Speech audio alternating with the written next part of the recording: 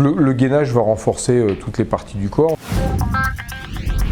Va surtout permettre justement une coordination de tous les muscles les uns avec les autres, va rendre le corps beaucoup plus solide, beaucoup plus efficace dans les sports, parce que ce corps sera capable de produire un effort en entier. C'est-à-dire que même quand vous allez tirer sur une partie du corps, l'autre partie restera solide, vous allez pouvoir vous appuyer, que ce soit des sports comme les sports de raquette où le bas doit être solide et le haut du corps doit être très rapide. À un moment, si je mets une partie rapide sur quelque chose qui ne tient pas, je vais forcément être déséquilibré, voire me blesser. Donc le gainage va permettre ça, va permettre de rendre des parties stables quand d'autres parties seront instables pour la pratique sportive. En premier, on en appuie sur les coudes et sur les genoux. En deuxième, on va supprimer l'appui des genoux pour n'avoir qu'un appui sur les pieds.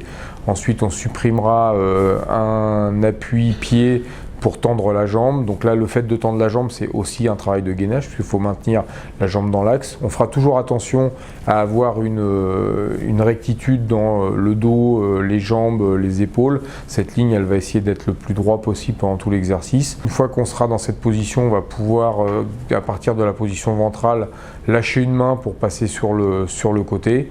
Et donc on arrivera là à un exercice très compliqué, quoi. Donc l'exercice sur le dos, on part en appui au départ sur les bras et les talons. Ensuite, on va enlever l'appui des bras pour n'avoir un appui que sur les épaules et sur les talons. Ensuite, on va éloigner les talons des fesses de façon à ouvrir l'angle formé par le genou.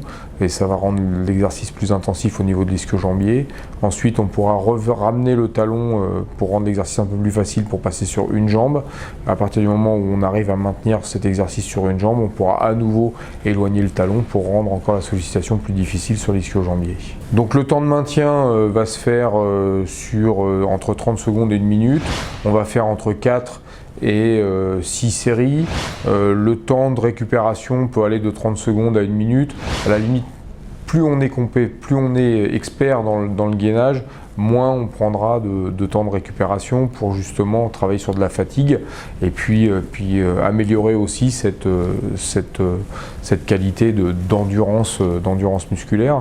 Dès que l'exercice commence à trembler, on arrête l'exercice. S'il y a une douleur, on arrête instantanément. Ça, c'est vraiment le signal d'arrêt, c'est la douleur ou le tremblement. À partir du moment où ça tremble, c'est plus intéressant de travailler. Le point le plus important sur le gainage, c'est être vraiment concentré sur ce qu'on fait, avoir un alignement du corps. Si on voit que ça commence à trembler, c'est-à-dire vouloir maintenir une position à tout prix, c'est l'erreur à faire en gainage. En gainage, tout ce qu'on fait, on le maîtrise.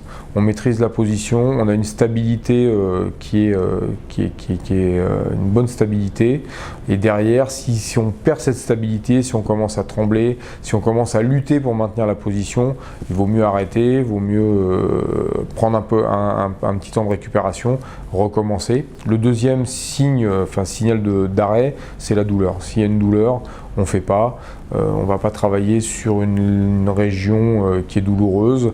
On ne va pas faire de gainage. Si j'ai mal au dos, je ne vais pas faire de gainage sur le dos parce que je risque d'accentuer cette douleur et je ne suis pas complètement disponible pour le faire.